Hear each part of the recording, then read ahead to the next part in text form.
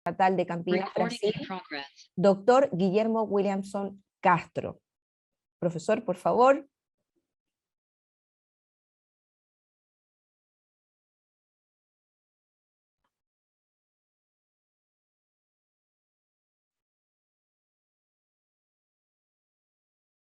Profesor Williamson. Tiene el sonido apagado. Está silenciado, profesor. Estoy sin sonido. Me acabo de dar cuenta después de una larga exposición. Saludo a todo el mundo, todo de nuevo. No sé si lo puede... Eso es. No, saludar a Nadia, saludarte a ti, muchas gracias por la coordinación. También decía saludar a don José, a nuestro colega José González Monteguro de la Universidad de Sevilla, querido profesor Ricardo Sala de la Universidad Católica acá de Temuco, a la vicerrectora que la he visto hoy día en la mañana y en la tarde acompañando estas exposiciones, estas presentaciones, yo que estaba acompañando por YouTube. Entiendo que tenemos unos 15-20 minutos, Nadia. Son 20 minutos por cada exposición. Perfectamente, eso es.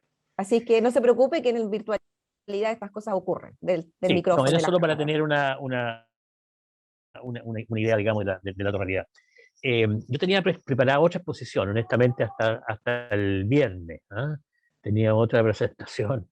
Y el viernes, cuando entregamos una presentación más general, más teórica y más de deber ser. Pero cuando entregamos el claustro, las conclusiones del claustro al gobierno universitario, otra vez el señor rector, de este trabajo que ha sido de 1 año y medio, de elaboración de los nuevos estatutos, y estaba presente ahí el querido compañero también de la Universidad Católica de Temuco, el loco José Guidel, y ayer tuvimos una reunión los dirigentes sindicales de los profesores y académicos de universidades estatales con la presidenta Lisa Loncón de la Convención Constituyente. Yo me pregunté otra cosa. Yo dije, bueno, ¿qué pareciera ser que todo como es que está hacia el futuro? Y pensando un poco el trabajo de la interculturalidad en nuestra universidad y particularmente en el caso de la universidad, en el caso de Chile, y en relación a los pueblos indígenas en particular, cambié. Yo anoche preparé lo que les voy a presentar ahora, que es una mirada un poco distinta. Es decir, el debate que estamos teniendo de la incorporación en la interculturalidad, en un proyecto, en un modelo educativo universitario de la interculturalidad, incorporar la interculturalidad a este modelo, es una tarea que en realidad viene hace mucho tiempo y que no es solo una tarea nuestra como universidad. Es una tarea de los pueblos indígenas, una tarea de las organizaciones sociales, una tarea de los académicos. Ya eso quería como hacer un poquito de referencia. Entiendo que Carolina, parece que alguien me iba a hacer el cambio. Eso. Entonces hice como lo siguiente. Hace algunos años, que es donde voy a partir, la universidad, el que hoy día estemos pensando en la interculturalización de las universidades, es un proceso largo que ha sido de conquista y de construcción. No, no es una cosa que surgió ahora, ni de repente apareció, cayó del cielo. Segundo, creo que hoy día hay un consenso respecto a la necesidad de interculturalizar la universidad por razones de justicia social, de derechos, del ejercicio de los derechos, como se señalaba en alguna de las presentaciones anteriores hoy día, y también de justicia educacional respecto a los derechos de los pueblos indígenas, hoy día de los migrantes que están llegando, que en nuestras universidades también circulan a nivel planetario. Por la exigencia del desarrollo sostenible y la retomada de esta noción un poco más histórica de la pluralidad de conocimiento y epistemología, que ya el modelo positivista empieza a ser, sin que se anule para determinado tipo de procesos de investigación y producción de conocimiento, comienza a ser, ¿no es cierto?, limitado para poder entender la realidad del mundo de hoy en otra perspectiva. Y para el futuro, un modelo educativo levantado sobre lo que se ha avanzado. Yo creo que aquí a veces uno dice, mira, lo viejo, lo nuevo, es como esa visión también positivista a la larga, ¿no es cierto?, de que lo nuevo reemplaza lo viejo y se acabó, lo viejo ya no sirve, ¿no? Tradición y modernidad, reacción o rechazo, conservadurismo y progreso, esas nociones que la verdad que yo por lo menos personalmente creo que no son válidas, no son posibles, son positivas de considerarla como categorías de análisis de la realidad. Por eso que creo que lo que tengamos que construir hacia adelante en la universidad, en el sistema universitario y en la universidad depende también de lo que hemos avanzado, de lo que hemos construido. Y eso es lo que quiero como mostrar un poquitito hoy día. Y haciendo una conversa entre el pasado, el presente y el futuro. Dale, Carolina era, ¿no? Pero, quería retomar me costó anoche ubicar todo. Uno siempre cuando pone persona quedan miles fuera y es como una decisión terrible, pero a mí me parece que uno puede colocar algunas personas que a veces son representativas de colectivos. Yo creo que en los años 90, y el profesor Salas podrá complementarme después si algún nombre se me haya quedado por la hora, pero ahí tenemos a algunas personas que fueron como muy destacadas en los primeros debates sobre cómo interculturalizar las universidades en Chile en la década de los 90 y del año 2000, y sobre todo en la transición entre el 90 y el 2000. Alberto Botu, que representaba a los pueblos, al pueblo Rapa Nui, él representa, pero es una persona muy metida desde la CONADI en los temas de la Comisión de Educación. Eliseo Cañulef, Elisa Loncón, por el mundo mapuche, en términos generales, Emilio Fernández del mundo aymara, Eduardo Wenchulef de acá de Imperial, no sé, querido Peñi, José Quidel, Sergio Garihuentru, como parte del mundo mapuche académico, desde las organizaciones, en el caso de Wenchulaf, ¿no es cierto, Eduardo? Lo que es las organizaciones propiamente indígenas, en el caso de José, el vínculo entre el mundo académico, las organizaciones. Sergio Carihuencho, que lo coloqué como ejemplo de los profesores que están trabajaron años en los colegios. La Carolina Huaychuyán, después que me tocó a mí coordinar el programa de educación intercultural bilingüe, bueno, asumí otras tareas, asumió el programa y lo llevó adelante durante muchos años en Santiago. Todos los compañeros académicos que estamos ahí, ¿no?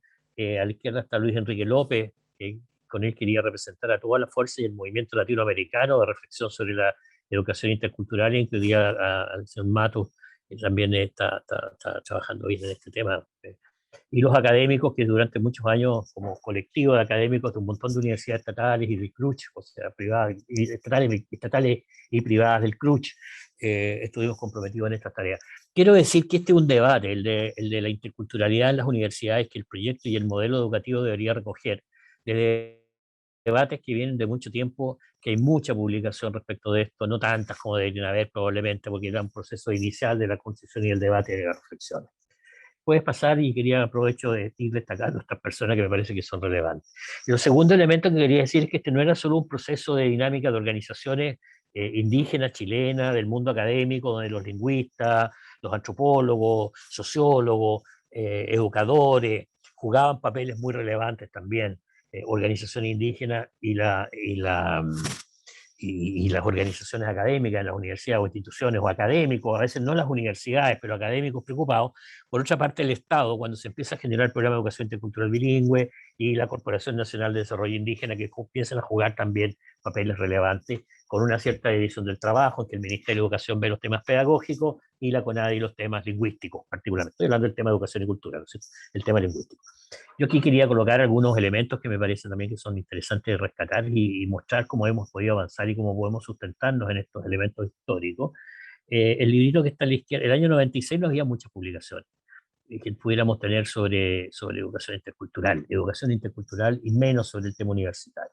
Ahí puse un libro que justamente es el de Elisa Loncón, Crear Nuevas Palabras. Estaba el texto de Educación Intercultural Bilingüe, que fue clásico, y ha sido clásico del Liceo Cañulef. Uno de este señor Chiodi, que estuvo acá trabajando también sobre educación intercultural y algunos otros. Quería colocar aquí algunas instituciones también que han jugado papeles sobre los cuales también podemos ver sus experiencias, su trabajo. Durante muchos años quería partir ahí con los congresos de educación de América Latina. Creo que se empezaron a hacer 4 o 5 congresos de educación intercultural bilingüe en América Latina. Y en ellos uno se hizo acá en Chile, que fue muy importante porque ese dio origen a un conjunto de organizaciones y le dio un empuje fuerte a la educación intercultural en el Estado. Estos congresos de educación intercultural en América Latina eran bastante relevantes, bastante importantes, porque juntaba a todo el mundo que estaba trabajando educación intercultural en eventos que nos permitía ir avanzando, ir trabajando, ir construyendo a nivel de Estado. Estaban los estados, estaban las organizaciones, estaban las universidades, organizaciones de la sociedad civil, que se juntaban para poder generar fuerza, acumular fuerza y generar ideas y transmitir ideas y crear un ambiente, un clima latinoamericano favorable al desarrollo de la educación intercultural. Se avanzó, hay algunas publicaciones, el congreso de abajo es un congreso que hicimos en Chile, está el Congreso de Educación Intercultural Bilingüe, el año 2010, 2011 hicimos como los primeros congresos, puede que haya habido otros antes, que no los tengamos, pero siempre todas estas cosas, lectura que uno hace de las cosas y un poco a partir de la vida de uno también. Pero quería decir, estos congresos también en Chile, se hizo uno primero en la Universidad de Chile, que lo hicimos como 4 universidades, organizamos en la Universidad de Chile y otro acá en la UFA. En la universidad también, espera un poquito Carolina, quería rescatar 4 organizaciones que en un tiempo fueron muy importantes: el Ministerio de Educación y el Programa de Educación Intercultural Bilingüe, la Corporación Nacional de Desarrollo Indígena, el Programa Provive Andes de la GTZ alemana, que tenía un proyecto en Bolivia muy importante y en Perú muy importante, y la Fundación Encuitas con el financiamiento de la Fundación FONACA en Chile. Estas fueron organizaciones del Estado, de la sociedad civil, en los cuales estaban vinculadas, asociadas a organizaciones también indígenas, y a las cuales la organización indígena autónoma, como la que dirige Ernesto Huenchulaf, perdón, Eduardo parece que había dicho, Ernesto Huenchulaf, y otros más, y un conjunto de otras organizaciones indígenas presionaban o levantaban demandas o colaboraban o establecíamos distintos tipos de vínculos con los estados y con estas instituciones. Puedes avanzar ahora sí, Carolina. Quería decir que la universidad también en todos estos años ha ido generando, aquí puse algunos textos antiguos, el del Instituto de Estudios Indígenas, como el caso de los derechos de los pueblos indígenas en Chile, que cuando estaba José Elwin de director, la revista Pentucún, que se empezó a generar en el instituto, pero que partió originalmente de la Facultad de Educación y Humanidades, también el Departamento de Lengua y Literatura, este otro texto del compañero Aravena, Aravena, sí, de agronomía, sobre los sistemas pecuarios en comunidades mapuche. Estoy hablando de los años 2000 más o menos, primero de los años 2000.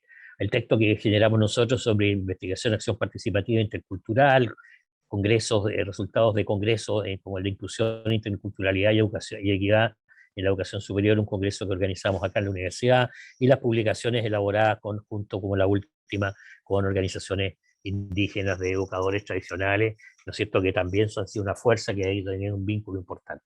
Yo creo que nuestra universidad, así como la Católica ha tenido, la Universidad Católica de Temuco, una gran fuerza en la formación de profesores en educación intercultural bilingüe. Nosotros hemos trabajado profesores de educación básica en educación intercultural. Nosotros hemos trabajado muy fuertemente el tema de los educadores tradicionales en toda la zona macro, ya no sé, antes uno decíamos la macro zona sur del país con toda tranquilidad, hoy ya uno se enreda un poquito al decir la macro zona sur, pero de la zona, digamos, desde la región del Biobío, Ñuble al sur, hemos tenido bastante actividad ahí con los educadores tradicionales. Puedes pasar. Quería colocar esto porque todas estas movilizaciones han redundado en 2 leyes que a mí me parecen que son fundamentales. La primera es la Ley General de Educación, que en el artículo 3 incorpora, ¿no es cierto?, la interculturalidad. Esta no es una donación que cae desde el cielo, es producto de un esfuerzo de todos estos actores que he estado definiendo y he estado mostrando, y todos estos procesos que he estado tratando de señalar en esta primera parte de la exposición. El artículo 3 de la Ley 20.370 del año 2009 incorpora la interculturalidad, digamos, como el reconocimiento al individuo en su especificidad cultural y de origen, considerando lengua, cosmovisión e historia. Y plantea la necesidad, ¿no es cierto?, a nivel más bien escolar, pero que tiene una extensión a todos, la medida en que nos toca la escuela, nos toca lo menos en las universidades, en toda la formación de todos los profesionales que tienen que trabajar en las escuelas, por lo tanto redunda en la formación inicial docente, la necesidad de hacer adecuaciones curriculares para necesidades educativas, como el caso de la interculturalidad y la educación de adultos, en el caso de las escuelas cárceles y de aulas hospitalarias. Habla de la educación intercultural bilingüe, donde jugó, para que pudiera estar en la ley, jugaron dos actores bien importantes: Adolfo Millagur, que en ese momento estaba en el Parlamento con un grupo de niños, digamos, pudieron presionar a los parlamentarios, y Elisa Loncón a través de la organización que se generó, ¿no es cierto?, de derecho lingüístico, de derecho lingüístico entre los pueblos, una asociación que ella dirigía.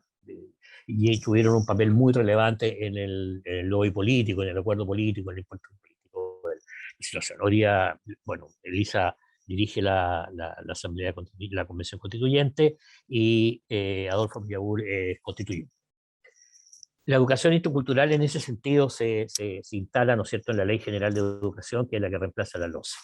Y para nosotros lo que nos toca más directamente como modelo educativo, como proyecto modelo educativo, que interviene, que afecta y que incorpora la obligación en el claustro y en los nuevos estatutos que acabamos de entregar. En el artículo 62, la ley 21.094, en el punto 6, que tiene que ver con el vínculo con el medio, plantea el tema de la interculturalidad como un tema relevante. Hoy día en la mañana, cuando veíamos a la abogada Cruch en este mismo seminario, ella planteaba también, ¿no es cierto?, que uno de los ejes fundamentales del sistema educativo actual es justamente la interculturalidad, y particularmente en el caso de universidades donde hay una población indígena relativamente significativa, como es el caso de la Araucanía. Puedes pasar, Catalina. Yo simplemente quería decir que en la historia y cuestiones que tenemos que aprender también para nuestro proyecto educativo, para que se instale como se tienen que instalar las cosas desde una perspectiva intercultural, instalarse desde la memoria de los cuerpos, de la memoria de las instituciones, de la memoria de las creencias y de la memoria de las acciones. La universidad durante mucho tiempo fue un espacio de debate, le puse yo, ¿no es cierto?, por debate, por derechos educacionales, sociales y lingüísticos. Aquí fue muy importante el papel que durante un tiempo jugó la universidad como de resguardo, de protección y también como campo de debate, como campo de encuentro para la movilización social y estudiantil por los hogares y las residencias y los derechos indígenas, ¿no? La universidad jugó un papel en esto, la UFRO me refiero, un papel relevante.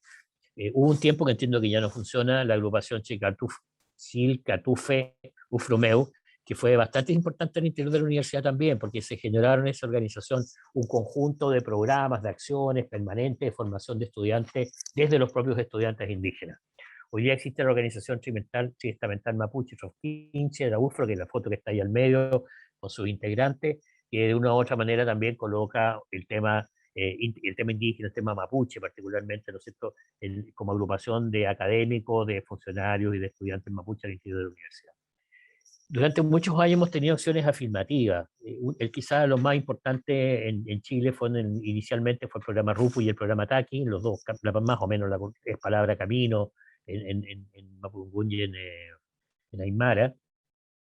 Y hubo una serie de acciones que fueron importantes de pregrado, de que los colegas que estaban en la mesa anterior, que hablaban de inclusión, ¿no es cierto?, hablaban de acción afirmativa, discriminación positiva, acciones de distinto tipo con distintos nombres, se hablaba en ese momento de acción afirmativa. Los programas RUPU y TACI, que fueron financiados por la Fundación Ford. El pregrado hubo beca indígena, ingresos especiales, en los posgrados las becas CONADI, CONIS, Fundación Ford y Equita. Particularmente en el magíster que yo dirijo en la universidad, tuvimos becarios CONADI varias veces, varios becarios CONADI. Quiero decir que hubo un esfuerzo por parte del Estado también de contribuir de alguna manera. Cada uno puede hacer la interpretación que le parezca, digamos, pero desde el punto de vista del efecto concreto, hubo estas acciones que permitieron como hacer avanzar también el ingreso y mayor equidad en la universidad. Al interior de la universidad nosotros tenemos el Instituto de Estudios Indígenas e Interculturales, tenemos el Centro de Documentación Indígena y el portal web Monchetum, el Observatorio Regional de Equidad en Salud según Género y Pueblo Mapuche, el proyecto que yo de Educación, Desarrollo Intercultural en el Departamento de Educación de la UFRO que dirijo, y la red de universidades del CRUZ por la IBE. Quería centrarme en este último también porque aquí ha habido un esfuerzo también importante del mundo académico y el mundo universitario. Yo creo que plantearse el modelo de desarrollo universitario de una sola universidad en sí misma y encerrada, yo creo que no tiene mayor sentido. Bueno, puede tener sentido, depende del sentido que le queramos dar las cosas. Pero quiero decir, tenemos un espacio, ¿no es cierto?, de una necesidad y un requerimiento y un contenido que podemos debatir entre un montón de universidades que hemos estado trabajando muchos años, los académicos, haciendo proyectos conjuntos, vinculados, en encuentros, seminarios, debatiendo, conversando, ¿no? Eso. ¿Puedes pasar los minutitos que me quedan? Quería decir acá también para mostrar que hemos tenido ciertos avances como la base, ¿no? Lo que yo quiero tratar de mostrar es que hemos venido avanzando y esa es la base para lo que tenemos hacia adelante, construir un modelo educativo y un modelo pedagógico en la universidad. Digo educativo en términos de principios, de valores, como se ha estado instalando ahora, también institucionales y pedagógicos desde el punto de vista del conocimiento, desde el punto de vista de los valores también, ¿no es cierto?, que se incorpora de los métodos y cómo traer distintas maneras y visiones de cómo se aprende y cómo se enseña, traerlo hacia el mundo universitario.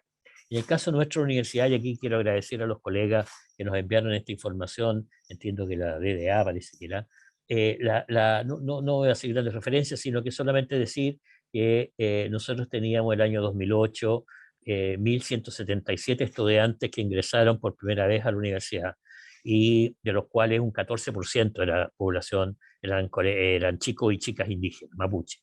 El año 2020 nosotros teníamos 2.240 y 693 con más o menos un 31% de matrícula inicial mapuche, de chicos y chicas mapuche. Eso es importante porque son señales que de una u otra manera se va avanzando. Nosotros entendemos, ¿no es cierto?, que yo ponía ahí para tener una referencia, el 23% de la población del año 2017, según el INE, es población mapuche, y estamos avanzando en términos de su ingreso a la universidad, ¿no? Es un poco ese como el juego, los datos que quería colocar, están todos los datos ahí. Puedes pasar. Esto otro también me parece interesante, porque el tema no es solo ingresar, sino que cuáles son los temas que también interesan, ¿no? El año 2000, las asignaturas, los chicos que tomaban curso, y aquí me decían que colocaron las palabras clave en las asignaturas mapuche o interculturalidad, los temas principales que se instalaban, ¿no es cierto?, estaban interculturalidad de desarrollo, interculturalidad, un seminario, y sociedad mapuche, un poco historia, ¿no es cierto? Sociedad mapuche en los siglos XIX, XX, un análisis, no sé, y esa era la asignatura. Y ahí están los siglas. Pero quiero decir lo que en ese caso teníamos 224 estudiantes que habían tomado esos cursos, de los cuales los principales tenían que ver con interculturalidad y con historia. El año 2020, los cursos que se toman como con más significativa, puse 3, ¿no es cierto? Pero ya tenemos no 224, sino que 442 estudiantes tienen que ver con una mirada al pueblo mapuche a través de documentales, del programa RUPU, el salud intercultural desde la medicina mapuche y su cosmovisión, y lengua y cultura mapuche. Sería interesante ver, a mí me pareció interesante este cuadro que me enviaron también algunos datos intermedios. Sería interesante ver porque también demuestra la evolución de los intereses de los estudiantes respecto a los cursos con temática mapuche. ¿Puedes pasar? 2 minutos. A mí me parece que hay como 3 escenarios que se vienen hacia adelante para la definición de este modelo educativo de la universidad, que tiene que ser, yo puedo decir, un modelo educativo y un modelo pedagógico. El modelo educativo en términos generales, valores, principios, organizaciones, ética, en fin, propósitos, y un modelo pedagógico que cómo enseñamos, qué priorizamos, y a través de qué metodología, de qué tipo de actividad. La interculturalidad supone también recoger la pedagogía, los modos concretos en que la educación se implementa. Yo creo que aquí tenemos 3 escenarios que me parece que van a ser importantes a futuro. Primero, el avance de los nuevos estatutos. Los nuevos estatutos recogen parte de esta historia y colocan la interculturalidad. Hay que recordar que los nuevos estatutos están hechos por el claustro universitario, un claustro electo democráticamente, con carácter triestamental, con más de un año y medio de trabajo entre la comisión inicial y el claustro propiamente tal. Y este claustro entrega su nuevo estatuto el viernes pasado, donde uno de los ejes y uno de los temas principales, recogiendo la ley indígena y recogiendo la historia de la universidad, es justamente la idea de la interculturalidad en el marco de los estatutos. Yo creo que ese va a ser un tema importante. Tenemos que avanzar para que la Comisión Nacional de Acreditación, acaban de entregarse los estándares para la formación docente, por ejemplo, no dice nada prácticamente sobre interculturalidad. La Comisión Nacional de Acreditación tampoco tiene nada sobre interculturalidad. El Consejo Nacional al evaluar las carreras, no al acreditar las carreras. El Consejo Nacional de Educación tiene muy poco también, no hay un especialista que pueda hacer como esa crítica. Por lo tanto, tenemos algunos temas todavía en el área de educación superior, y particularmente en el tema de la universidad, los estatutos van a colocar como un eje que va a tener que además presionar al sistema institucional para que se considere como lo exige la ley, y por otro lado, como una condición y un principio y un sello del modelo educativo que sea finalmente armado en la universidad.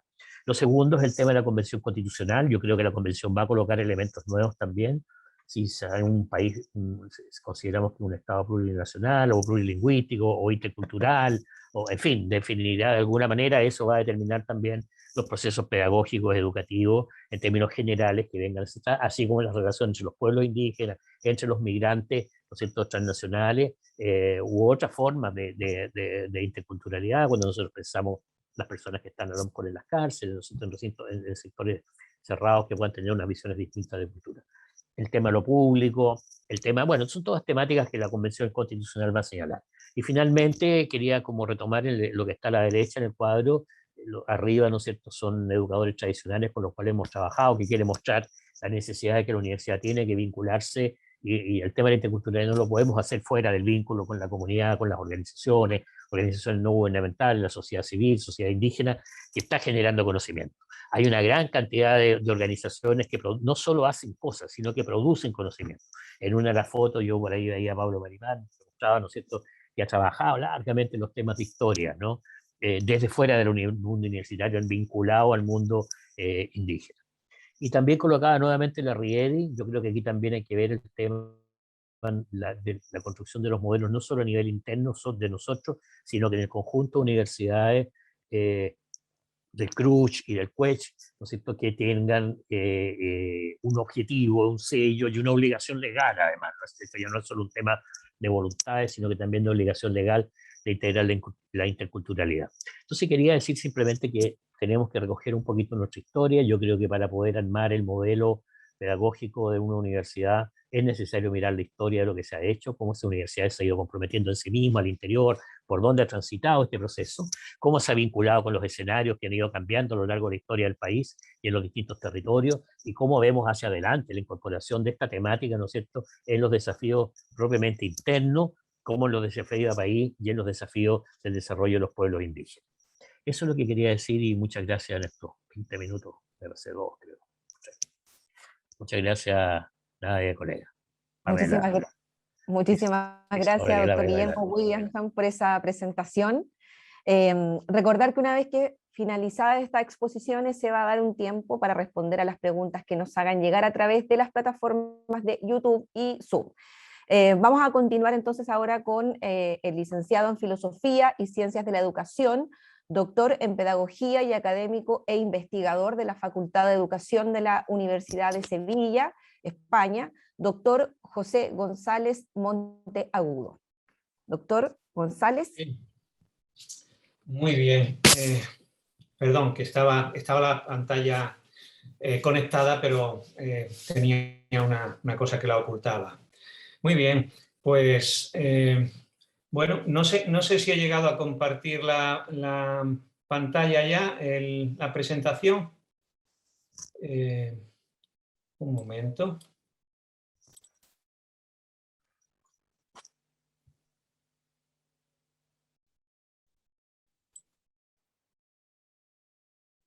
¿Estoy ya compartiendo pantalla o todavía no? Sí, se ve. Sí, perfecto. Muy bien, pues muchas gracias. Encantado de estar aquí. 20 minutos aproximadamente, ¿no?, para dar tiempo también al colega Ricardo. Encantado de estar también en esta compañía más cercana de los dos colegas Guillermo y Ricardo, a los que no conocía, pero que pues he estado leyendo algunos de los textos para estar un poco en sintonía, ¿no?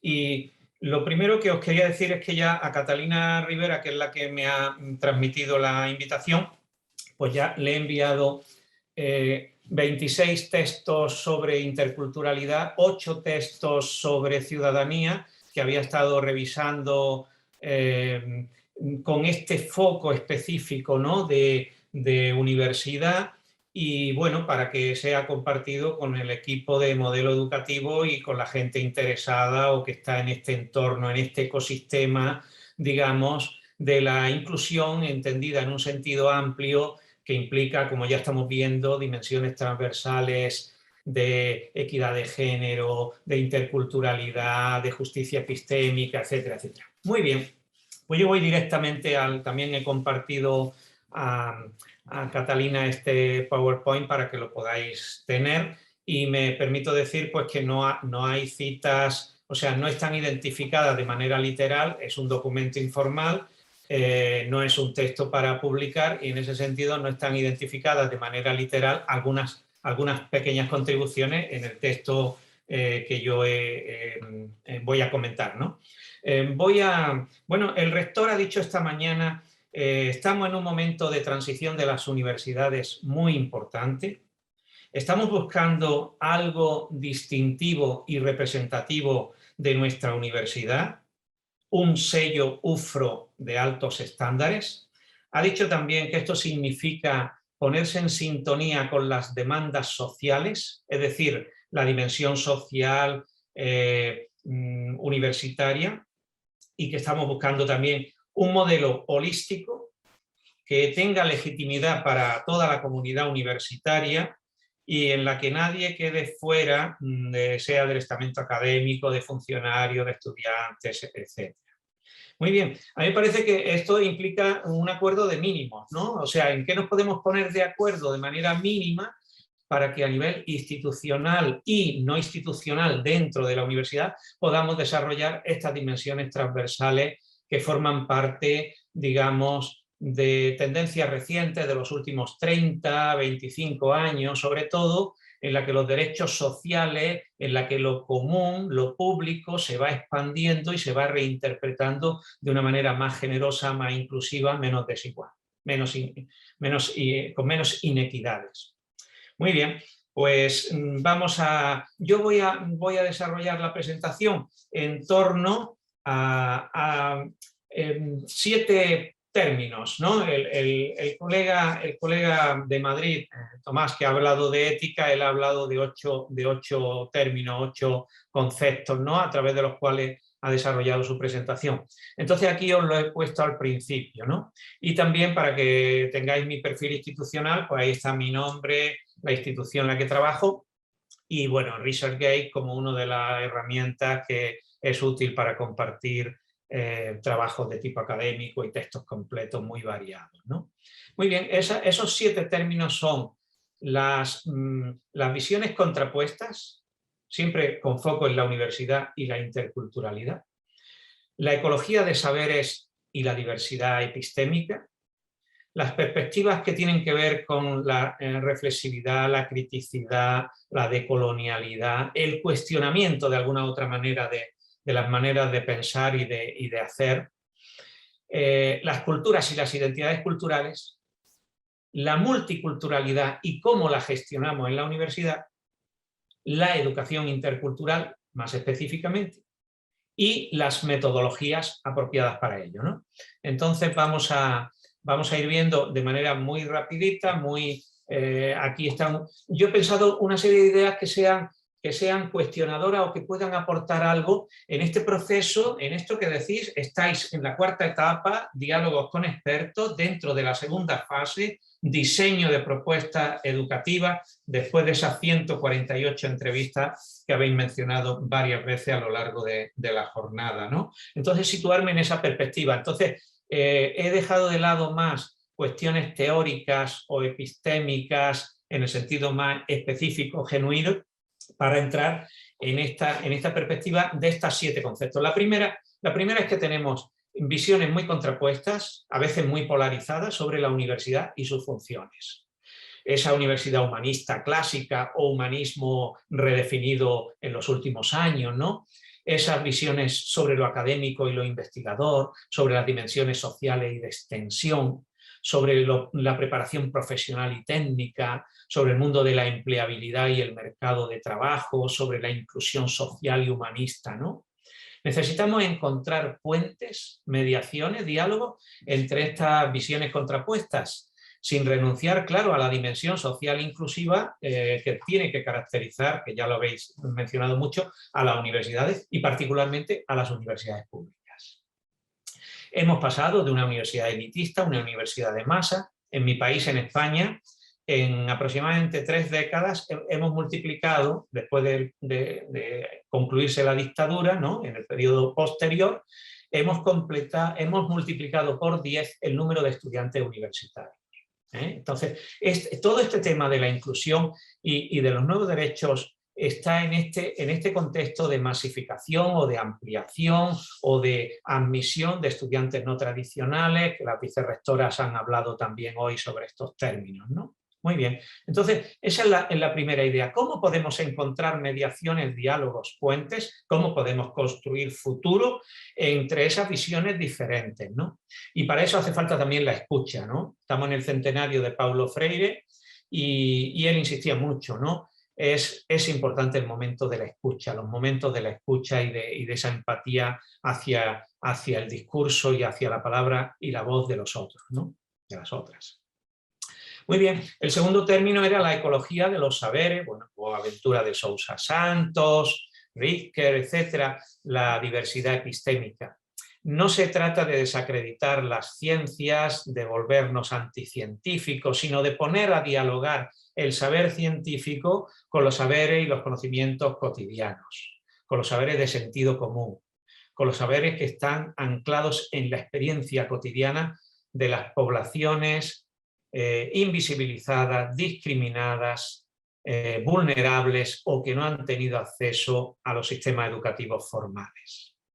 Y también ver el conocimiento como lo que produce en la realidad, con un criterio pragmático y no solo desde un punto de vista, el colega mismamente Guillermo hablaba del positivismo, ¿no? Con un criterio simplemente de metodología científica positivista. Y esto significa también esa diversidad epistémica, un enfoque intercultural dentro y fuera de las instituciones tiene que ser sensible a estas formas plurales, variadas, contradictorias, complementarias de producir conocimiento. Muy bien, seguimos transitando.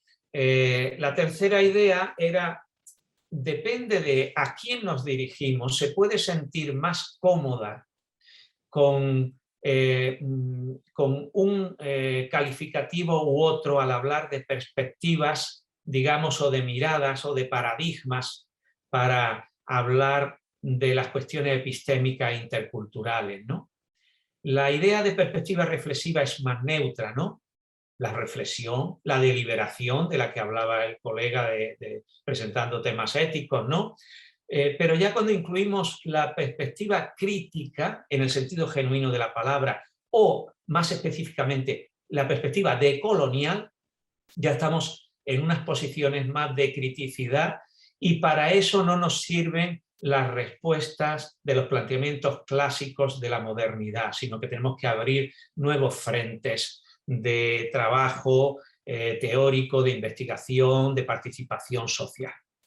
La aparición de la interculturalidad es un desafío cívico, es un desafío académico, pero es también un acto de justicia en esas sociedades multiculturales donde algunas culturas han sido sistemáticamente silenciadas y reprimidas. Los estudios postcoloniales, la teoría crítica latinoamericana particularmente, ¿no? Afirman que las herencias coloniales se dejan sentir hasta hoy en por lo menos 3 áreas, ¿no? Se identifican aquí, bueno, una mención breve a Quijano, Miñol o toda la escuela esta latinoamericana tan interesante, ¿no? En 3 dimensiones, el racismo, el eurocentrismo epistémico y la occidentalización de los estilos de vida o el imponer unas maneras de ser y de estar en sociedad pues que rompen mucho con maneras más sostenibles y asumidas culturalmente. Entonces ahí es la crítica de la colonialidad del poder, del saber y del ser. Muy bien, esto pasamos muy rápido, pero tiene mucha relación con Paulo Freire, tiene mucha relación con Dussel, con la filosofía de la liberación, con la teología de la liberación, etc. Y con perspectivas específicamente de aportaciones latinoamericanas, que cada vez van teniendo un reconocimiento mayor en la academia a nivel global, incluyendo los países anglosajones, además de otros países que no son de lengua inglesa, ¿no? Donde tienen ya un gran reconocimiento y forman parte del debate intelectual y de la disputa intelectual. Quería decir que esa dimensión de lo intercultural pues, ha llevado a este perfil específico de las universidades interculturales en México, en Ecuador, en Colombia, etcétera, etcétera, y esta perspectiva específica de cómo integrar a los pueblos indígenas en estas primeras aproximaciones que se han hecho muchas veces centradas en las comunidades indígenas y a veces con escasa relación transversal con otras dimensiones sociales o con otros públicos universitarios. Bien, ha sido una gran aportación y también tenéis textos por ahí sobre la criticidad de estos aspectos, el academicismo que han desarrollado en México, etc. El cuarto concepto es identidades y culturas. Yo enfatizamos mucho el plural, ¿no? Esto significa que no podemos ni esencializar, ni reificar ni las identidades ni las culturas. Que tenemos que abrirnos al cambio sociocultural intenso y situarnos dentro de él. Que tenemos que reivindicar también el derecho a la salida y al regreso dentro de los diferentes grupos culturales e identitarios con plena libertad. Cosa que no está garantizada en algunos casos porque hay desigualdades de género, porque hay legislaciones o tradiciones aplicadas durante siglos a veces que impiden el ejercicio real y pleno de la libertad individual de las personas que componen esos grupos culturales. Este es un tema muy delicado que se vincula a la idea de los derechos humanos universales y que tiene que entrar en diálogo con las tradiciones culturales y las diferencias o las especificidades o las inequidades que esos grupos culturales hemos producido a lo largo de nuestra historia. Sean más eurocéntricos, sean más indígenas o sean del tipo que sea. No hay el derecho a un victimismo de los dominados que permita ejercer discriminaciones o desigualdades al interior de esos grupos. Esto tiene que quedar claro. Muy bien, los derechos humanos, esos son el marco adecuado para esa comunicación intercultural, para el desarrollo de prácticas e identidades culturales específicas. El interculturalismo crítico, dialógico, por ponerle un apellido, ¿no?, es una perspectiva pertinente para situarnos en relación con la diversidad cultural, étnica, identitaria. Desde esta mirada, ni el asimilacionismo integrador superficial, ni el multiculturalismo restringido o identitario constituyen enfoques adecuados.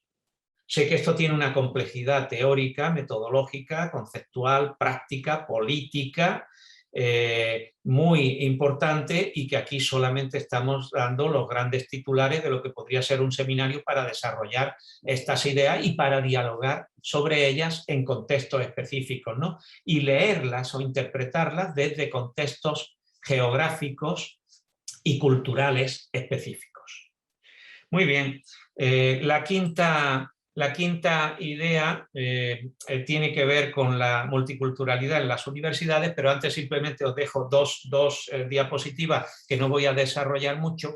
Esta idea de las culturas y de las identidades y de transitar entre diferentes grupos culturales, comprenderlos, el estereotipo, el racismo, la discriminación, el diálogo, la comunicación, tienen que ver con las dimensiones interculturales de actitudes y creencias, de conocimientos y de habilidades, competencias o destrezas.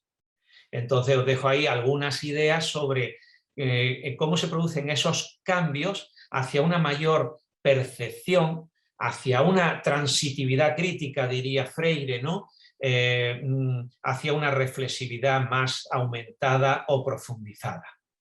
Muy bien, también sobre esta, se podría discutir también sobre esas ideas, cómo las podemos desarrollar en actividades en la universidad, ¿no? Por eso la siguiente cuestión es, ¿tenemos la multiculturalidad o tenemos que ser receptivos a la multiculturalidad?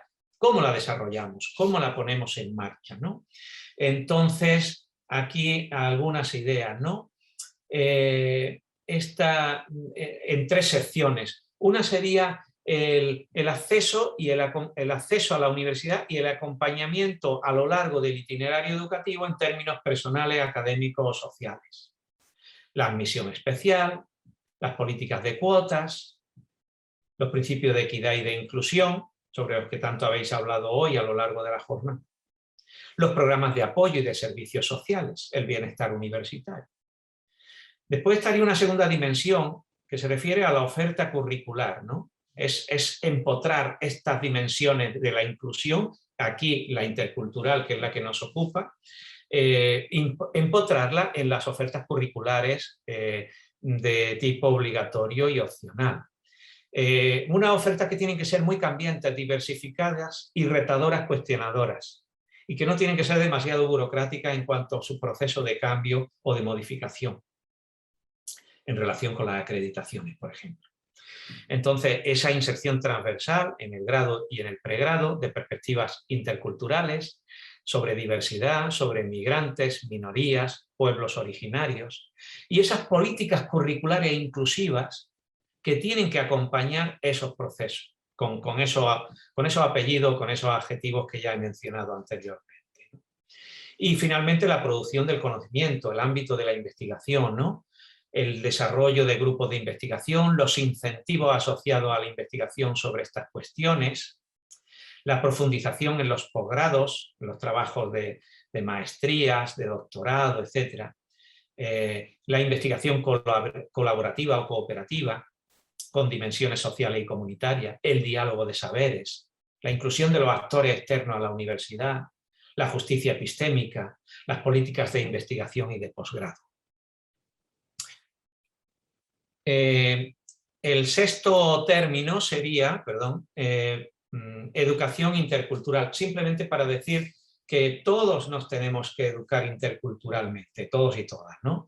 Esto ha ido evolucionando. Al principio se veía como un enfoque destinado de manera casi exclusiva a las minorías, a los extranjeros, a los inmigrantes, a los pueblos originarios, ¿no? Intégrense, de una manera pues superficial, asimilacionista, y hoy estamos más en una educación cívica e inclusiva para todos, para todas, donde la convivencia, el diálogo, la comunicación, la tolerancia tienen que formar parte de todas las esferas de la sociedad, particularmente de los espacios educativos, públicos, cívicos y comunitarios. Muy bien. Y bueno, para continuar, pues el séptimo término era metodologías. Y aquí os he incluido tres que parece que tienen una virtualidad y una potencialidad grande en la universidad. Una sería el aprendizaje-servicio. Voy a saltar para mencionarlas nada más, sin desarrollarlas. Y después voy a hablar un poquito en la última diapositiva sobre ciudadanía, para estar también dentro de la doble temática, aunque muchas de las cuestiones transversales que estoy comentando sobre epistemología inclusiva y justa, sobre metodologías, sobre perspectivas y miradas sobre la sociedad y la cultura, me parece que tienen también una dimensión ciudadana explícita y no solo implícita, ¿no? Muy bien, después de ese aprendizaje-servicio, quería destacaros el aprendizaje basado en problemas y el aprendizaje de tipo cooperativo. Muy bien, y para estar dentro del tiempo asignado, pues en la última diapositiva os voy a comentar, a enumerar algunas cuestiones que me parecen relevantes y que hasta cierto punto no han sido mencionadas de manera explícita en las diapositivas anteriores, sobre qué podemos hacer para insertar también esta dimensión de ciudadanía. Agradezco mucho a la persona de lengua de signos que me está acompañando. En un congreso una vez me han dicho, por favor, hable más despacio. Es imposible traducirlo a la lengua de signos al ritmo al que va. Así que gracias por esa dimensión de... Bien, entonces, para terminar, enumerar estas dimensiones para, digamos, profundizar esa perspectiva de trabajo sobre ciudadanía en ámbito universitario, ¿no? En primer lugar, ¿cómo podemos desarrollar una idea de cosmopolitismo, de tolerancia, de perspectiva universalista y sostenible de los seres humanos como colectividad? Más allá de las diferencias, incluyendo las diferencias culturales, las diferencias identitarias y de los conflictos o de los potenciales conflictos, ¿no? Me parece que la idea de ciudadanía complementa muy bien la idea de interculturalidad, porque ese diálogo de la interculturalidad crítica que estaba defendiendo hace un momento, me parece que tiene una prolongación en esta profundización es un poco la idea del budismo, ¿no? De qué tenemos en común como seres humanos. También dice ser la idea de otras grandes religiones o cosmovisiones espirituales, pero en realidad me parece que en el budismo, más que en las grandes religiones del libro, se refleja esta idea de esa perspectiva universalista, ¿no? Muy bien. Entonces, ¿cómo podemos desarrollar esa perspectiva? ¿Cómo podemos educar a los estudiantes? ¿Cómo podemos contemplar que nuestra institución universitaria tiene esta mirada, ¿no? En segundo lugar, me parece que los derechos humanos son una referencia, antes lo he comentado, y aquí sería cómo trabajarlos, ¿no? Cómo actualizarlos en el momento actual y de cara al futuro emergente. Esto que decía el colega de la mañana, ¿no? Xavier, me parece, sí, Xavier, que hablaba de cómo en varias semanas hay cambios de décadas, ¿no? ¿Cómo podemos ver ese futuro emergente? Ese futuro que decía Nietzsche, que llega con pasos de paloma, es decir, con pisadas que no se perciben, pero que de pronto construyen unas realidades completamente diferentes. Eso es lo que está pasando en Chile, lo que está pasando en Latinoamérica y lo que está pasando de una manera transversal en toda América, desde Argentina y Brasil a Canadá y Estados Unidos, y a nivel global, a escala más global, a escala planetaria, ¿no? Entonces, ese horizonte de derechos sociales ampliados, de bien común, de lo común, ¿cómo trabajarlo en la universidad? Y aquí tenemos que ir a una didáctica de los derechos humanos transversal en los diferentes ámbitos de la universidad. El análisis crítico y el desmontaje de los discursos mediáticos, políticos, religiosos, culturales, técnicos, científicos. Es decir, una reflexividad sobre estas miradas y estos discursos, particularmente los discursos de odio, los discursos de polarización extrema. Estos discursos de las nuevas extremas derechas, que son transversales, que son globales, que son de Twitter, de Facebook, de Instagram, que están en la universidad, que están en los parlamentos. ¿Cómo podemos desmontar o deconstruir esos discursos? Y para eso la universidad, ese templo del conocimiento, del saber, de que no hay un compromiso más que con el criterio de lo que sabemos y lo que conocemos, por lo menos idealmente, ¿no? Pues es un ámbito privilegiado, ¿no? Tenemos que trabajar también en la ciudadanía a partir de problemas sociales y ambientales relevantes. Tenemos el gran desafío de la memoria histórica, ¿no? ¿Cómo reinterpretamos esa memoria? Ahora vemos las estatuas de Colón y de otros colonizadores de América que en algunos sitios han caído al suelo, en otros quizá van a caer en las próximas semanas. Hay gente que dice que no, que la lucha es de otra manera. Es decir, todo este tema de la memoria histórica que tiene relación también con la dictadura, con las comisiones de la verdad. Nuestros jóvenes saben, por lo menos en España, en Andalucía, saben muy poco de todo esto. Egresan de la universidad y estos temas no los han visto casi. Ni siquiera a veces en los pregrados de historia, donde el currículum más formal se ha impuesto a los grandes temas de debate actuales que además están configurando el debate historiográfico actual. Y finalmente la participación, la deliberación, la democracia, la ciudadanía activa y democrática. Y me parece, deliberación, ha insistido mucho el colega Tomás dentro de la ética, ¿no? Y me parece que esta ciudadanía sostenible, comprometida con la sostenibilidad, también es un elemento transversal que alimenta las políticas, las prácticas y los currículos universitarios. Os agradezco mucho de verdad la oportunidad. Aquí en España son ahora las 11:30 de la noche, pero encantado de hacer parte de esto. Muchas gracias por la invitación y espero que esto, también los textos que he enviado, el PowerPoint y en conjunto las contribuciones de todos los colegas y el cruce y la intersección entre ellas puedan ser fructíferas para el interesante proceso que estáis viviendo a nivel institucional y comunitario, ¿no? Muchísimas gracias. Muchísimas gracias, profesor González Monteagudo, por su exposición. Y ya nos queda la última exposición de esta jornada. Recordamos nuevamente que son 20 minutos, que vamos a tener ya en la última parte una posibilidad de responder a las preguntas que nos han hecho a través de las plataformas de Zoom y también de YouTube. Así es que vamos a comenzar ahora con la exposición del licenciado en Filosofía de la Pontificia Universidad Católica de Chile, doctor en Filosofía, Universidad Católica de Lovaina, Bélgica, y director del doctorado de Estudios Interculturales, doctor Ricardo Salas Astraín. Muchas gracias, Nadia. Y bueno, en primer lugar, quisiera agradecer a mis dos colegas que me han precedido en esta última mesa.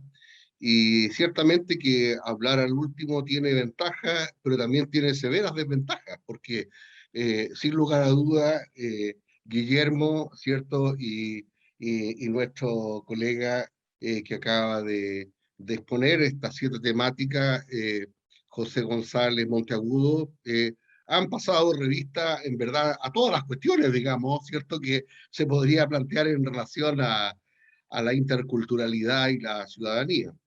Pero yo quisiera solamente evocar algunos puntos, ¿cierto? Dada mi formación filosófica, yo estudié en los años 80 en la Universidad de Lovaina, que era una universidad cosmopolita, y donde podríamos decir, sin que existiera un marco curricular explícito, yo podría decir que era una universidad que era forjadora de una formación a las diferencias.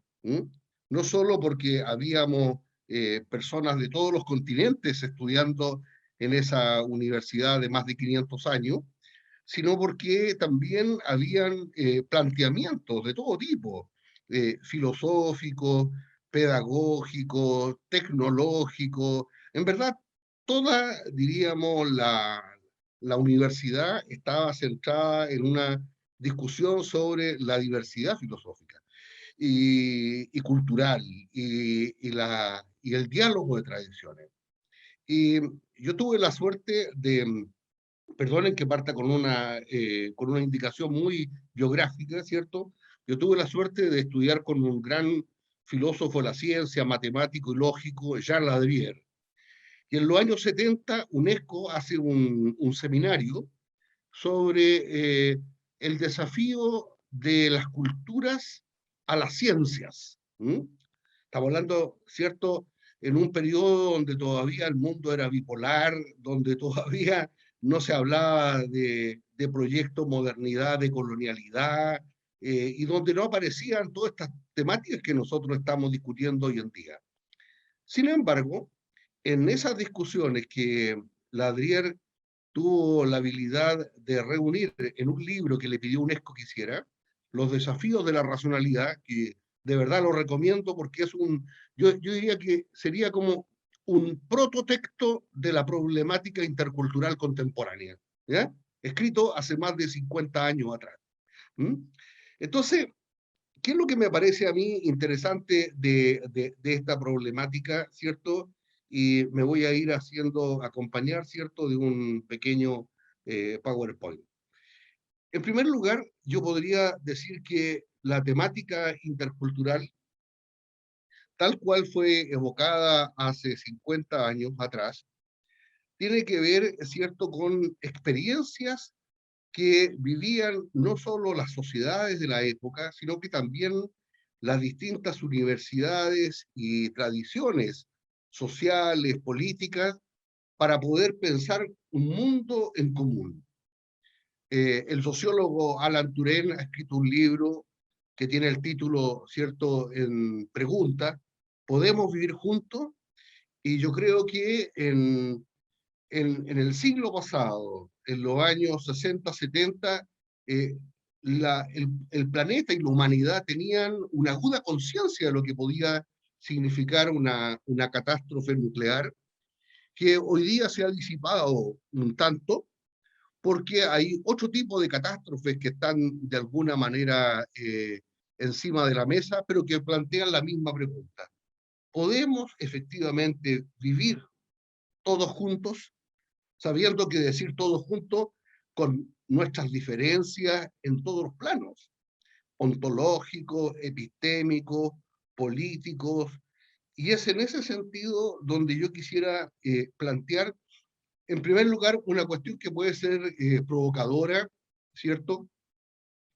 En el sentido de decir que si nosotros nos ponemos al frente de lo que se ha dado por significar por interculturalidad, nosotros tendríamos que decir que en verdad la expresión en singular, y eso lo recordaba bien mi colega que me precedió, los singulares aquí no ayudan. En verdad hay múltiples formas de interculturalidad que se van dando en los distintos países y por tanto habría que separar los distintos contextos de enunciación para ir viendo cómo, ¿cierto?, esta interculturalización, y ahí me gustó mucho lo que hizo Guillermo de ponerlo en verbo, esto de interculturalizar, ¿cierto?, no solo el modelo educativo, interculturalizar la universidad, nuestras sociedades, ¿cierto?, que hoy día se ven profundamente desafiadas por esta problemática.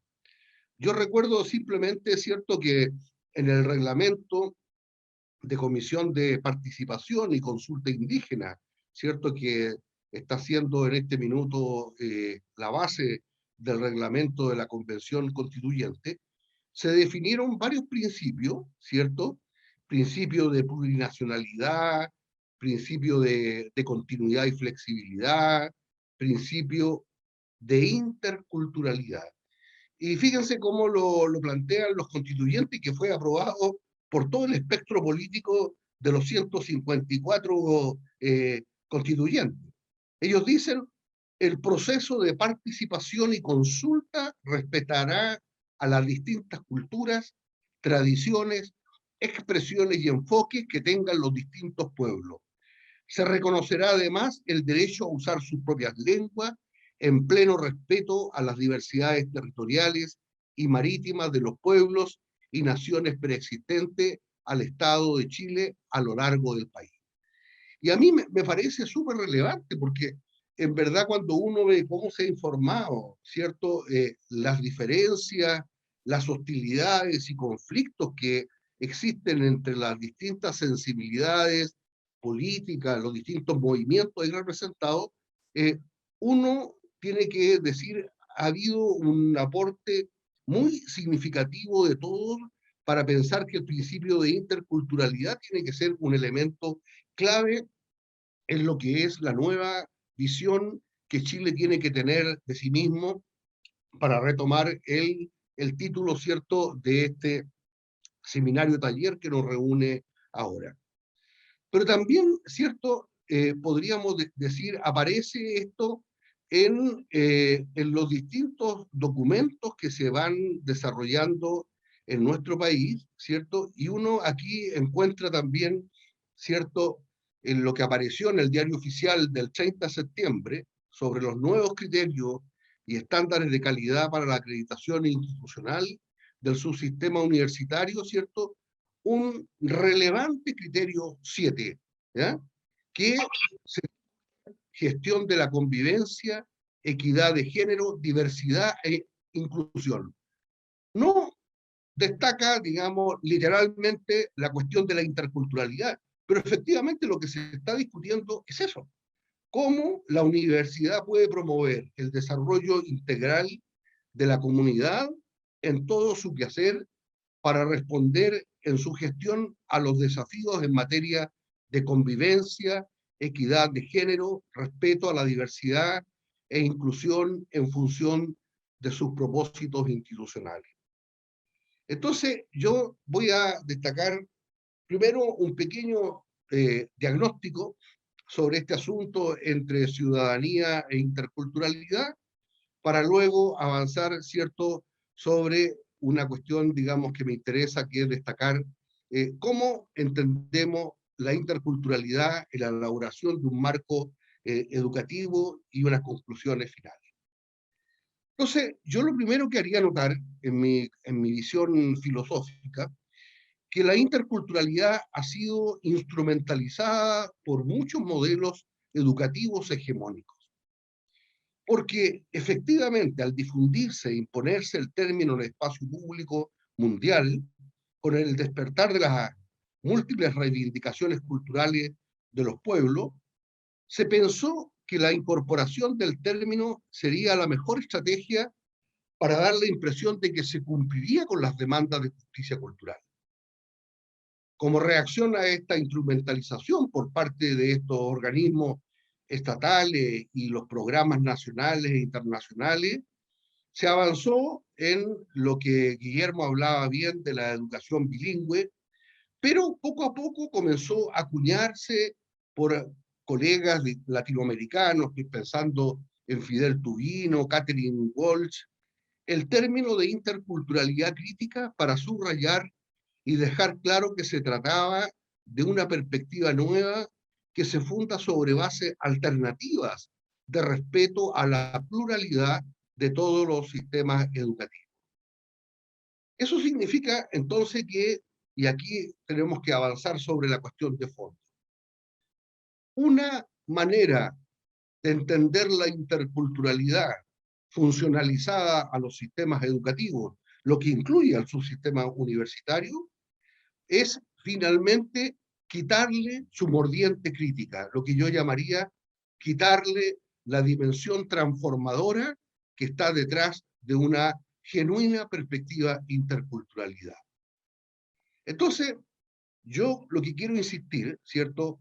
Aprovechando de ser el último, cierto, expositor de esta mesa, que la interculturalidad debe ser sobre todo entendida y practicada como un modo para educar, mostrando salidas del cautiverio, del estar encerrado en los horizontes de una lengua, de una cultura, de un color de piel, de una etnia, entre otras muchas dimensiones que caracterizan nuestra existencia humana limitada.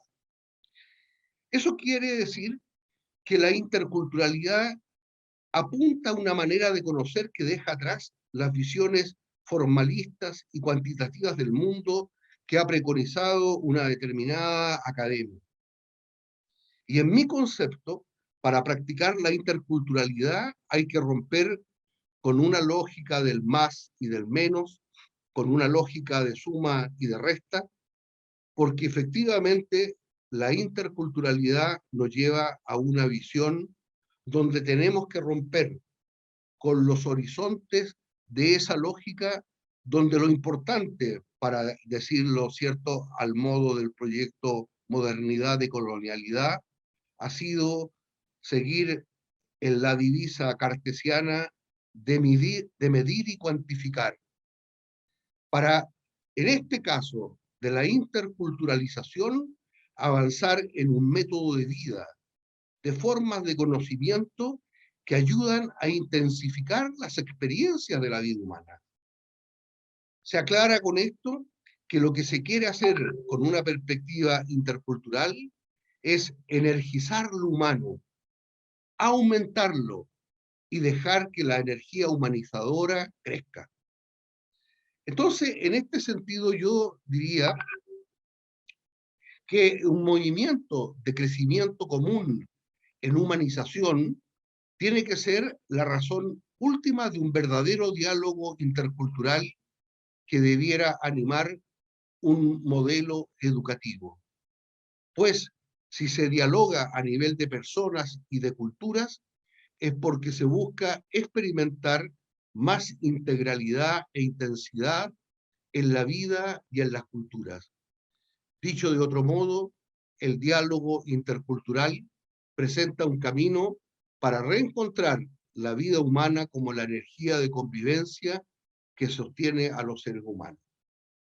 Entonces, desde esta perspectiva filosófica, y tratando de resumir lo que he expuesto muy brevemente, y para decirlo en una frase, la interculturalidad subraya la necesidad de reorientar la educación universitaria en el sentido de un proceso abierto de formación humana convivencial, abriendo de este modo un nuevo horizonte para buscar una respuesta a los contratiempos de una educación hegemónica que hace a los seres humanos presos de sistemas y coloniza las expectativas que pueden tener los pueblos. Por último, para ir terminando y sabiendo que estamos todos cansados después de una rica y larga jornada, yo diría que hay tres cuestiones que a mí me parecen relevantes que un modelo educativo de una universidad que además emblemáticamente se llama La Frontera, ¿eh? Que pudiéramos decir es parte de uno de los corazones y de los órganos vitales de esta visión de la interculturalidad crítica. Un punto sería cómo pensamos un modelo educativo en una clave de procesos de interculturalización que posibilita dar sentido a las voces, las culturas, los sujetos, las prácticas y las situaciones que se dan en los contextos, en las comunidades, ¿cierto?, regionales. Y en eso, efectivamente, la Universidad de la Frontera, como todas las universidades que están situadas, ¿cierto?, en el Gualmapu, tienen un tremendo desafío. Es decir, ¿cuánto de nuestro proyecto universitario ha sido de verdad un instrumento puesto a la emancipación, ¿cierto?, y a la búsqueda del reconocimiento necesario de los pueblos indígenas?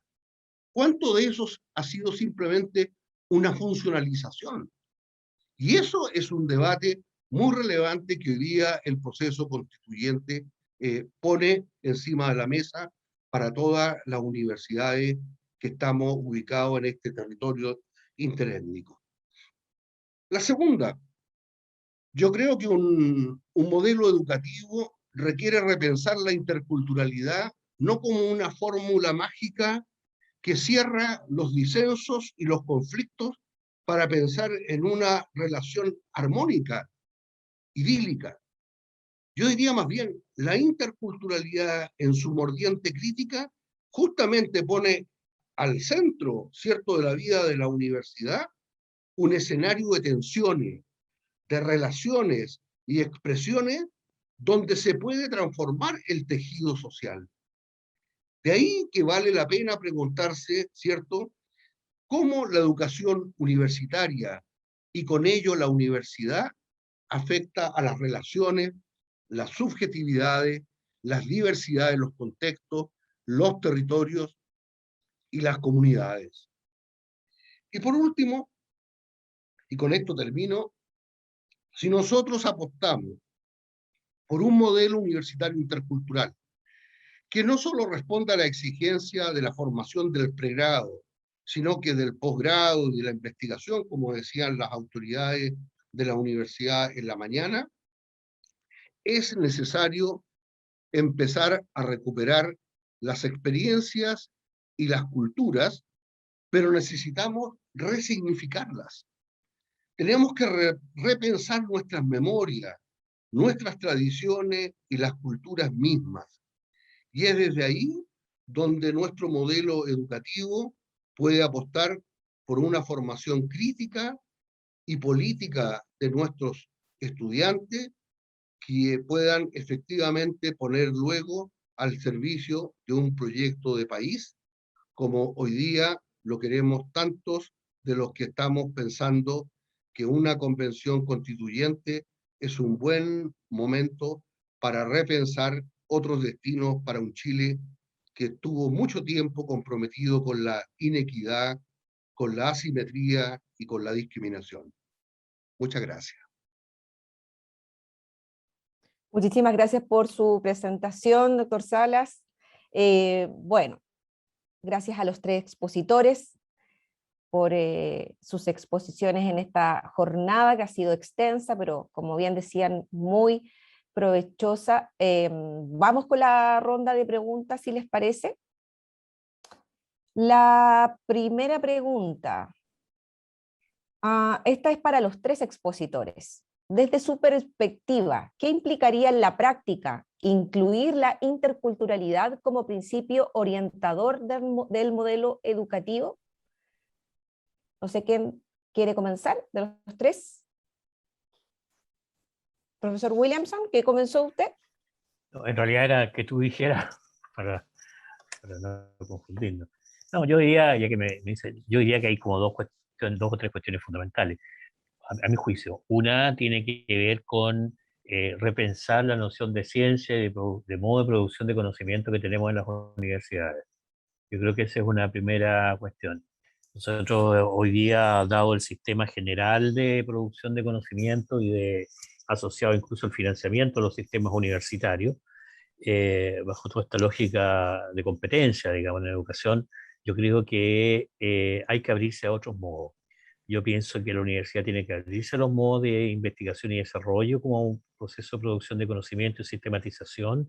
Tiene que abrirse también a la experimentación en el laboratorio del mundo, digamos, en el territorio del mundo, y tiene que aceptar aquellos conocimientos y aquellas epistemologías y modos de producir conocimiento que tienen las sociedades y los pueblos indígenas, los pueblos originarios de nuestro territorio. Entonces creo que tienes que avanzar como ampliarse, una primera cuestión, ampliarse los modos a través de los cuales la función fundamental de una universidad, que es producir conocimiento, tiene que generarse. No solo en uno, que es el que estamos concentrados hoy día, sino 4 y con igual validez de conocimiento. Esto a su vez tiene que tener una segunda consecuencia, que es la incorporación de contenidos, de los contenidos en todas las carreras. Yo recuerdo que en un consejo académico, cuando yo era consejero, debatíamos en un magíster, me acuerdo que era como de, parece que el Departamento de Salud Pública, había como un tema con matrona, cómo ver todo el tema de los partos también, por ejemplo, un debate en los partos, o en ingeniería, ¿no? Cómo incorporamos contenidos que vienen desde otras lógicas de palancas, de modos de trabajo, no sé, no tengo idea cómo será, porque no soy experto, pero quiero decir, colocar esa interculturalidad. Si el modo de conocimiento es distinto, los contenidos tienen que ser distintos también, o podemos incorporar, enriquecer contenidos. Tercero, el tema de la participación y el vínculo con la sociedad. Yo sí, creo que aquí también es fundamental abrir las universidades, hacerlas respirar. Los que somos viejitos nos acordaremos de las reformas en los años 60, y además tenemos la idea de la reforma de Córdoba del 38, ¿no? Del 18, cuando se hablaba, ¿no es cierto?, de la importancia de la universidad abierta al mundo. Pero eso significa un ayornamiento de las universidades, que el mundo también se incorpore y haya participación al interior. Yo creo que es una tercera cuestión, una gestión más participativa. Y finalmente pienso que tenemos que tener también un proceso interno, los propios académicos, en nuestro vínculo con los estudiantes y con los colegas y con el personal de funcionarios administrativos, cómo nosotros vamos abriendo también, desechando nuestros prejuicios, ¿no? Yo creo que aquí hay que hacer también una etapa interna. La interculturalización no es solo un tema externo, bueno, también es un tema de cómo nosotros hacemos una autocrítica en nuestros pensamientos, en nuestros valores, en nuestros prejuicios, en nuestras maneras a veces súper inconscientes y sin mala onda de discriminación. Yo creo que eso también implica un proceso profundo de introspección de la vida universitaria y de cada uno, cada una de nosotros y nosotras, para poder pensar también el modo a través del cual nos vinculamos con los demás. Entonces yo diría, repensar los sistemas de proceso de información y ampliarlo, de producción de conocimiento. Incorporar en todas las áreas temas de interculturalidad referidos a distintas fuentes de saberes. En tercer lugar, establecer mecanismos de gestión más participativa al interior de las universidades. Y en cuarto lugar, hacer profundos procesos de introspección colectivas, personales, respecto a temas de prejuicio y otro tipo de cosas. Esto en contexto de vínculo del papel, que en el caso nuestro particular como universidad estatal, tenemos una obligación con el desarrollo sostenible, el desarrollo democrático, el desarrollo ciudadano del país. Y yo creo que ahí hay una fuerza importante. Y en todo eso, establecer vínculos de una sociedad más justa, más democrática, dialogante. El profesor González hablaba de Pablo Freire, ¿no es cierto?, a través de resolución pacífica de conflictos. Yo ayer escuchaba a Lisa Loncón el viernes en el Congreso con la presidenta de la CUT, de nuestra región también, y las dos insistían en la confianza profunda que tenemos que tener en la Constitución y la democracia profunda que tenemos que tener en la democracia, como método de resolver problemas de toda la diversidad y todas las dificultades que tengamos, que son, hoy día tenemos esta, ayer tuvimos otra y mañana tendremos otra. Entonces el tema es cómo resolvemos esos temas. Para mí, quedé muy contento y muy esperanzado de estas dos grandes mujeres, nuestra dirigente de la CUT provincial y la dirigente de la constituyente, que creo que nos ilumbre, por lo menos los que estamos en un camino respecto a la resolución o los modos, como en democracia tenemos que resolver estas dificultades que son propias de una sociedad moderna, abierta, ¿no es cierto?, que se moviliza en la población. Eso diría yo. Gracias, doctor Williamson. Doctor González Monteagudo. Sí, bueno, yo estoy muy de acuerdo, ¿no?, con lo que comenta el compañero. Entonces, añadiría, por completar, creo que tiene que haber desde el punto de vista del nivel institucional y la gestión universitaria, un programa o diversos programas de apoyo para que sea viable el trabajar estos temas y el desarrollarse en esas líneas que ha indicado el colega, ¿no? Esos programas de apoyo tendrían que incluir, pues, por ejemplo, facilidades, incentivos económicos, posibilidades de desarrollar proyectos de innovación en este ámbito, que se valorice, que se reconozca que ese trabajo es válido a nivel institucional. Muchas veces las políticas de evaluación de la investigación, por lo menos en Europa y en España, pues son muy restringidas, ¿no? Son artículos de investigación, por ejemplo, ni siquiera libros. En mi país la evaluación de la investigación universitaria es casi exclusivamente una cuestión de artículos. Entonces, esos programas de apoyo tienen que ser generosos en la manera en que reconocen el trabajo que se haga sobre estas temáticas, ¿no? Y después yo creo que es importante favorecer espacios de conocimiento y de intercambio entre gente de la universidad, académicos, investigadores y también en otros ámbitos de la gestión y de las políticas que están interesados en estos temas, que quieren que se mueva y se transforme verdaderamente la institución en esa dirección positiva, auténtica, profunda, y entonces poner en relación a esta gente, porque a veces en nuestro contexto, por lo menos en España, la gente de los diferentes departamentos no conoce lo que se está haciendo en otros lugares o qué sensibilidades hay, ¿no? La gente que trabaja en antropología, en sociología, en el área de comunicación, en el área de pedagogía, de trabajo social, de psicología social, comunitaria, de salud. Creo que hay que favorecer una comunicación más transversal, más allá de las unidades, de los grupos de investigación, de las facultades, de los departamentos o de los docentes que intervienen en los mismos pregrados, ¿no? Muchas gracias, doctor Ricardo Salas. Yo volvería sobre la idea principal de lo que constituye para mí la cuestión intercultural hoy en día, cómo nosotros avanzamos para que la universidad se pueda transformar a sí misma.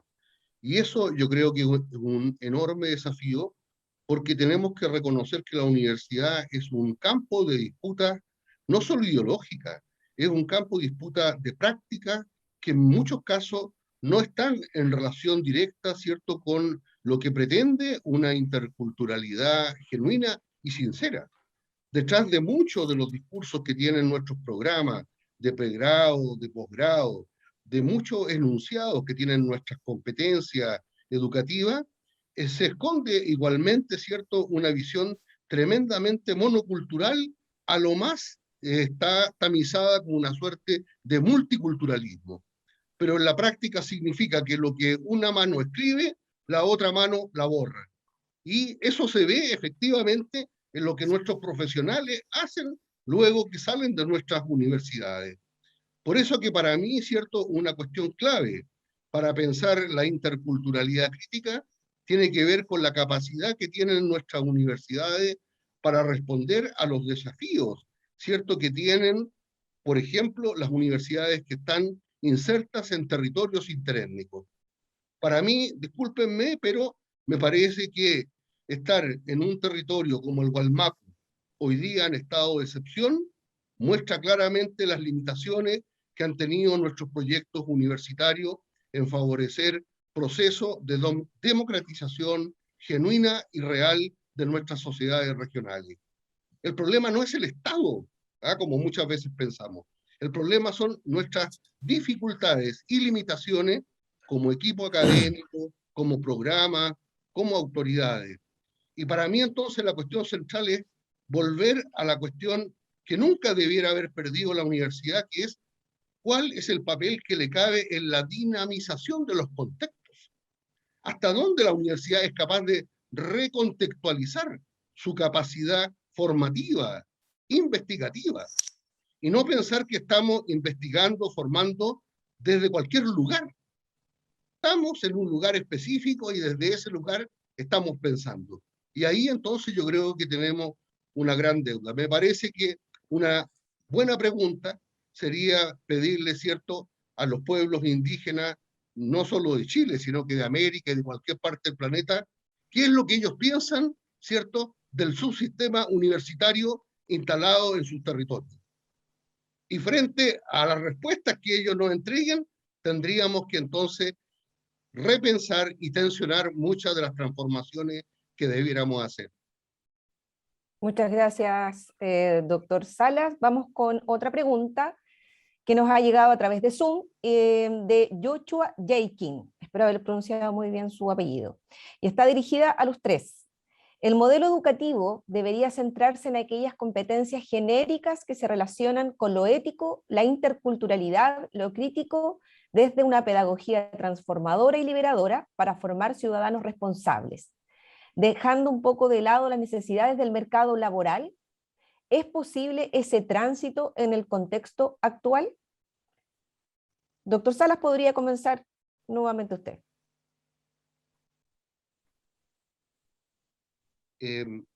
Volviendo sobre lo que ya dije, me parece que una de las claves de cualquier interculturalidad crítica con capacidad de transformación tiene que ser esa unidad entre lo ético y lo político. No puede ser una formación que no tenga, ¿cierto?, no solo convicciones, sino que tenga también exigencias normativas de cómo nosotros tenemos que responder de los privilegios que tenemos en cuanto universitarios. Y eso me parece que es la cuestión fundamental.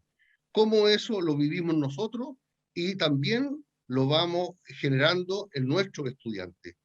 Todo estudiante de nuestras universidades con un marco educativo intercultural tiene que ser responsable de esa dimensión ética, política, que ya nos enseñó el viejo padre de la fenomenología, cierto, Husserl, cuando hablaba del filósofo como alguien responsable de la humanidad. ¿Qué hace la universidad? ¿Qué hacemos nosotros, los académicos, frente a un planeta que va hoy día en un proceso de decadencia radical? Y no solamente lo digo por el tema del calentamiento global, lo digo en el modo como se están llevando adelante hoy día, ¿cierto?, las relaciones geopolíticas de las grandes potencias. ¿Qué capacidad tenemos nosotros de aportar a ese mundo nuevo? Y eso me parece que es la exigencia de una interculturalidad transformadora. Gracias, profesor. Doctor González Monteagudo. Bueno, yo voy a atacar la respuesta de manera más específica sobre el tema del mercado laboral, ¿no? Porque la persona, Joshua Jaikin, preguntaba si habría que esa perspectiva implicaría dejar de lado, o un poco de lado, las necesidades del mercado laboral. Yo creo que no hay que dejar de lado esas necesidades del mercado laboral y que el hecho de que la universidad tenga una dimensión social inclusiva, con perspectivas que ya lo estamos viendo, que son transversales en muchos países del mundo, sobre la igualdad de género, sobre programas de apoyo a la discapacidad y a la diversidad funcional, etcétera, etcétera, etcétera, ¿no? Creo que la atención a los temas de la empleabilidad, del emprendimiento, entendiéndolo en un sentido amplio, emprendimiento social también, ¿no? Pero no solo en ese terreno. Me parece que esos son temas que tenemos que trabajar y que tenemos que trabajar también en las titulaciones y en los ámbitos donde tradicionalmente hemos dicho que somos humanistas y que ese mundo no es el nuestro, ¿no? Porque ya en economía, en finanzas, en ingeniería, en arquitectura, esos temas se trabajan. Entonces, yo creo que en eso que comentaba de las visiones contrapuestas de la universidad, tenemos que hacer la reflexión de que realmente, si dejamos de lado estos temas del mercado laboral, la empleabilidad, las competencias para el mercado laboral, esas competencias sobre todo transversales, soft, que tienen relación con la capacidad de pensar, de encontrar respuestas, de trabajar en equipo, de flexibilidad, de manejar el estrés. Si dejamos de lado todas esas cosas, creo que los más perjudicados son los estudiantes no tradicionales, son los chicos de primera generación en la universidad, son las poblaciones inmigrantes, son los pueblos originarios, porque tienen menos capacidad desde el punto de vista del apoyo institucional que pueden recibir para hacer una reflexión que puede ser muy dialógica, muy de métodos activos, de cómo es ese mercado y cómo tenemos que acercarnos a él, ¿no? Y las iniciativas que tenemos que desarrollar para buscar desarrollar y mantener el empleo en una sociedad neoliberal muy cambiante, muy agresiva en términos de política, ¿no? Sería resumiendo mucho. Doctor Williamson. Sí, a mí me gustaría decir un pequeño tema. Se ha hablado bastante de filosofía hoy día, durante el día. A mí me parece que un elemento muy relevante para poder efectivamente pensar el desarrollo de la interculturalidad, efectivamente, es tener un gran conocimiento, y algo se refería al profesor González y el profesor Sala, respecto a las espiritualidades también que convergen en las personas. Yo creo que no podemos tener interculturalidad si no hay una espiritualidad de fondo y un análisis profundo de la espiritualidad de los pueblos originarios, de los pueblos afrodescendientes, de nosotros como cultura judeo-cristiana. Y por eso que la pregunta tiene un poquito de contradicción. Ya no sé cuánto es posible entender la interculturalidad desde el punto de vista de las competencias. Por lo menos como yo las entiendo y como uno las estudia, ¿no es cierto?, que de una u otra manera tiene un cierto sentido de demostración. Ahora, yo creo que, pero quería hacer eso, pero yo entiendo la pregunta, lo que está queriendo hacer el compañero, está queriendo colocar. Yo quería señalar eso como un resguardo que me parece que es importante desde el punto de vista de una noción así mucho más profunda y no tan pragmática o más operativa del tema de la interculturalidad. Quería ahora en la cuestión más concreta, yo creo que efectivamente son importantes los elementos genéricos, pero también yo aprendí cuando era niño que las cosas de sabidas se callan y de calladas se olvidan. ¿Qué significa esto? A mí me tocó coordinar el nivel de transversal en el Ministerio de Educación durante algunos años en Santiago, que tenía que ver con todo. Al final estaba todo tan diseminado que no podíamos agarrar nada, no podíamos explicitar nada, no podíamos decir nada. Entonces el tema ambiental, sí, están todos los programas. El tema intercultural, sí. La diversidad de género, no, tiene que estar en todo. Al final todo estaba en todo y estaba en nada. Entonces yo creo que hay que también organizar ciertas cuestiones que sean más explícitas, ¿no? Más explícitas. Y reitero, apoyar las experiencias que tenemos. No estamos partiendo de cero. En la universidad hay una gran cantidad de especialistas, de gente que ha trabajado diseminada. Tenemos en el país una gran, y por eso coloqué los temas de posgrado, la formación de posgrado, hay una gran cantidad de personas con posgrados que manejan estos contenidos. Convoquémoslo. Al interior de la universidad hay un montón de experiencias, no solo las institucionales. Yo coloqué algunas asignaturas, pero veamos qué es lo que se está haciendo. Tenemos programas de experiencia que trabajan con investigación y acción participativa, con investigación en sala de clase, yo mismo trabajamos como 6, 7 años con aprendizaje en servicio en el hogar de estudiantes indígenas secundarios del Ministerio de Educación ahí en Las Encinas. Nunca pudimos institucionalizarlo, nunca hubo ni una manera de cómo institucionalizarlo.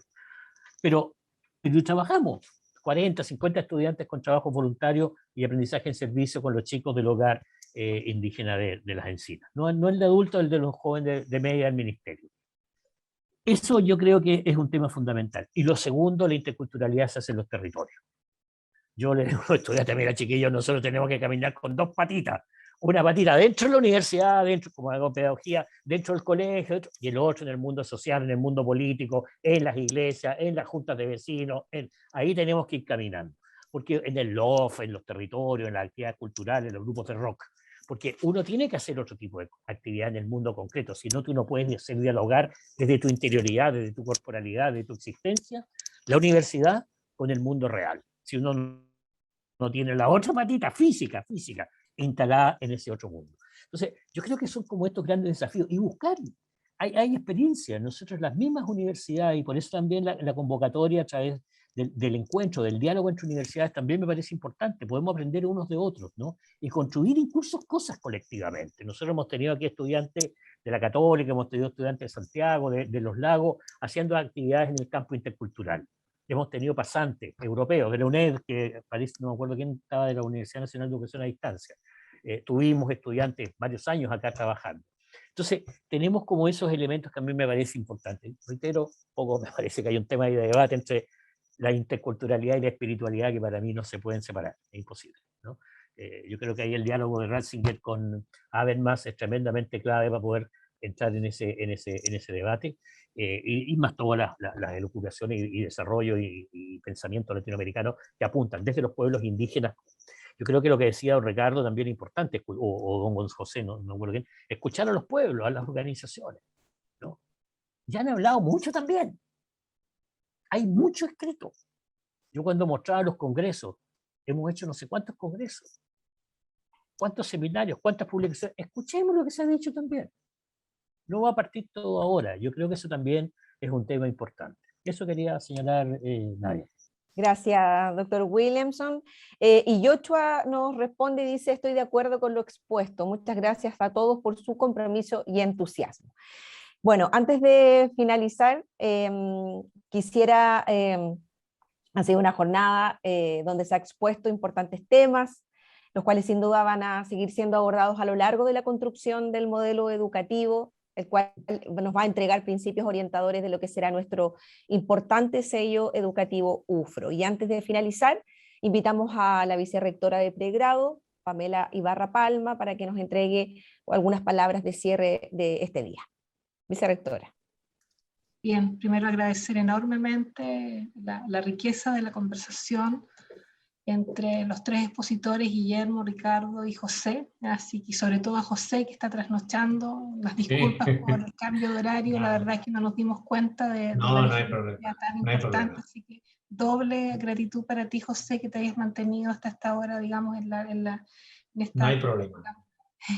Así que, como les digo, para mí como vicerrectora ha sido muy enriquecedor sus miradas, creo que he registrado varias ideas que creo que vamos a tener que retomar, sobre todo el tema de lo que nos mostró Guillermo a lo largo de lo que hay a nivel de la universidad, de todo lo que se ha hecho, ¿no?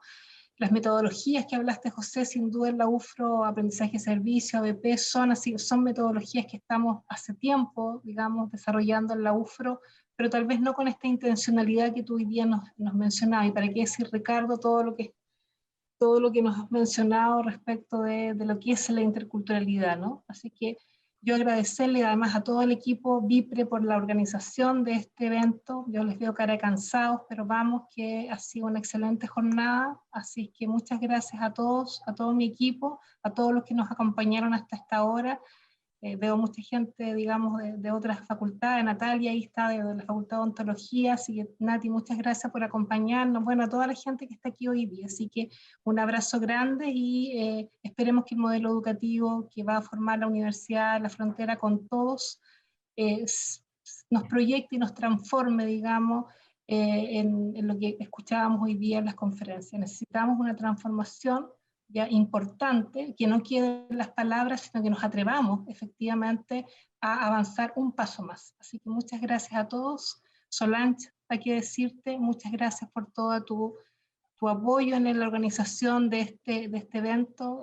Solange es la directora de docencia de la universidad y ella es la que se lleva mucha pega respecto al modelo educativo como coordinadora, así que un aplauso igual para ella. Muchas gracias a todo el equipo, que tengan buenas noches y que Chile gane, por favor, el partido para que todo el mundo esté de buen ánimo mañana. Nos vemos. Muchas gracias, muchas gracias. Gracias, vicerrectora. Gracias a todo el equipo, ¿no? Gracias, vicerrectora. Bueno, y antes de despedirnos, solicitamos que puedan encender sus cámaras, por favor, para una foto oficial. Y así vamos a dar por finalizada esta actividad, agradeciendo la participación de todos y todas los expositores que han estado presentes el día de hoy. Cuando ustedes me digan, vamos con la foto.